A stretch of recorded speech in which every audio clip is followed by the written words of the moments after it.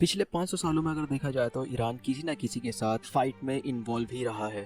फिर वो चाहे अरब्स हो, टर्क्स हो, मंगोल्स, रोमन्स, रशियन या फिर ब्रिटिश। यूएसए और ईरान की राइवलरी तो सब जानते ही हैं। 1979 में यूएसए ने ईरान पर सैंक्शन इम्पोज कर दिए थे और 1979 से पहले ईरान और इजराइल के रिलेशन भी ठीक ठाक थे।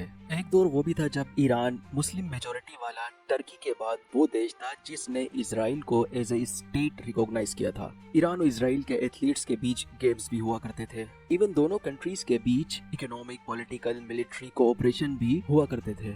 शाह मोहम्मद रिजा पहलवी के दौर में ईरान किसी वेस्टर्न कंट्री से कम नहीं था। ईरान में एक मॉडर्नाइज्ड कल्चर था। वुमेन के लिए कोई ड्रेस कोड नहीं था। वुमेन्स जो चाहे वो पहन सकती थी। वैसे इस टॉपिक पर मैं एक सेपरेट वीडियो बना चुका हूँ, डिस्क्रिप्शन में लिंक है, आप जाकर चेक कर सकते हैं। लेकिन 1979 के रेवोल्यूशन के बाद जब आयतुल्लाह खुमैनी ईरान में पावर में आते हैं तो ईरान पूरी तरह बदल जाता है और ईरान एक इस्लामिक रिपब्लिक देश बन जाता है और यहीं से ईरान और इजराइल के रिश्ते भी बिगड़ना शुरू हो जाते हैं। बात करें करंट कॉन्फ्लिक्ट की तो पिछले साल 7 अक्टूबर 2023 को हमास द्वारा इसराइल पर एक टेररिस्ट अटैक किया जाता है जिसमें 1200 लोगों की जानें जाती हैं, जिसमें 300 इजरायली सोल्जर्स भी शामिल थे। 250 से ज्यादा लोगों को हमास द्वारा बंधक बना लिया जाता है, जिसके द्वारा जवाबी कार्रवाई में इसराइल द्वारा गजा पर एयर स्ट्राइक और मिलिट्री ऑपरेशन किया जाता है, जिसमें 41,000 पैलेस्टीनियन की जाने जाती हैं, जिसमें 16,750 बच्चे शामिल थे। According to ministry and health in Gaza और पैलेस्टीनियन सिविल डिफेंस के एस्टीमेट के मुताबिक 10,000 से ज्यादा अडल्ट्स और बच्चे डिस्ट्रॉयड बिल्डिंग्स के मलबे के नीचे दब चुके थे।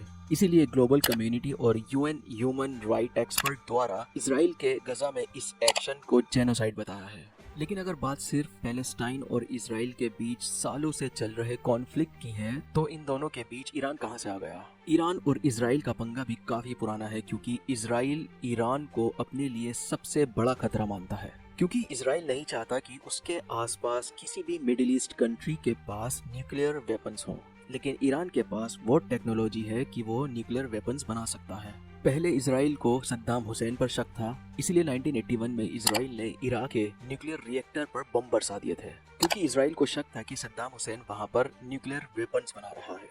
लेकिन ईरान के साथ इसराइल अलग ही टैक्टिक्स अपना रहा है। ईरान के top nuclear scientist one by one मरने लगते हैं, या यूं कहिए कि मार दिए जाते हैं, और ईरान द्वारा इन किलिंग्स के पीछे CIA और मोसाद का हाथ बताया जाता है। इसीलिए ईरान इसराइल को छोटा शैतान और अमेरिका को बड़ा शैतान कहता है। Mohsen Fakhrizadeh, one of the top nuclear scientist of Iran, इनको भी असैसिन कर दिया गया था, लेकिन इनकी जो किलिंग हुई थी वो बड़ी हाईटेक लेवल की बताई जाती है। इनको मारने के लिए AI रिमोट कंट्रोल वेपन का यूज किया गया था। And I'm quoting here, AI-assisted remote control killing machine designed by Israeli secret agents. The report further explains that the assassin was a skilled sniper who was monitoring his move through a computer. लेकिन Iran ने इसे सिर्फ एक newspaper news बताकर खारिज कर दिया था, और CIA और मोसाद के ऑपरेशन सिर्फ इन किलिंग्स तक ही सीमित नहीं है, बल्कि ईरान के न्यूक्लियर प्रोजेक्ट को डिस्ट्रॉय करने के लिए साइबर अटैक्स तक किए जा चुके हैं। 2010 में CIA और मोसाद ने मिलकर स्टक्सनेट नाम के कंप्यूटर वायरस द्वारा ईरान के न्यूक्लियर साइट पर साइबर अटैक किया था, जिसने ईरान के 1000 सेंट्रीफ्यूजेस को डैमेज कर दिया था। मोसाद के एजेंट्स का ईरान में इतना डीप पेनिट्रेशन है कि ईरान के एक्स प्रेसिडेंट ने रिवील किया था कि ईरान की सीक्रेट सर्विस का हेड एक मोसाद स्पाई था। अब वेस्टर्न कंट्रीज जो है वो इसराइल को सपोर्ट करती हैं, इसीलिए ईरान ने भी अपने चारों ओर अपने प्रॉक्सीज बनाए हुए हैं, जैसे पैलेस्टाइन में हमास, लेबनान में हिजबुल्लाह, सीरिया में ज़ैनबियों ब्रिगेड्स, इराक में कैताब हिजबुल्लाह, बहरीन में अल अश्तर ब्रिगेड्स और यमन में हूतीस। ईरान के ये प्रॉक्सीज ईरान के इशारे पर काम करते हैं। लेकिन ऐसा क्या हुआ कि इसराइल के खिलाफ ईरान को खुद सामने आना पड़ा? 1 अप्रैल को सीरिया की कैपिटल डमेस्कस में ईरानियन एम्बेसी की बिल्डिंग पर इसराइल ने मिसाइल से अटैक किया था, और इस अटैक में ईरानियन एम्बेसी की बिल्डिंग पूरी तरह डिस्ट्रॉय हो गई थी, और इस हादसे में 7 से ज्यादा लोगों के मारे जाने की पुष्टि भी की गई थी, और इन मरने वालों में ईरान के 2 टॉप कमांडर्स भी शामिल थे। ब्रिगेडियर जनरल मोहम्मद रिजा ज़ेहादी, जो कि IRGC इस्लामिक रेवोल्यूशनरी गार्ड के सीनियर कमांडर थे, और इन्हीं के डेप्यूटी जनरल मोहम्मद हादी हजरियाहिमी इस अटैक में मारे गए थे, जिसके बाद ईरान ने इस अटैक का बदला लेने, इसका रिस्पॉन्ड करने का प्रॉमिस किया था। और इस अटैक के 2 हफ्ते बाद ही ईरान ने रिवेंज में इसराइल पर 300 से ज़्यादा मिसाइल्स और ड्रोन्स दाग दिए थे।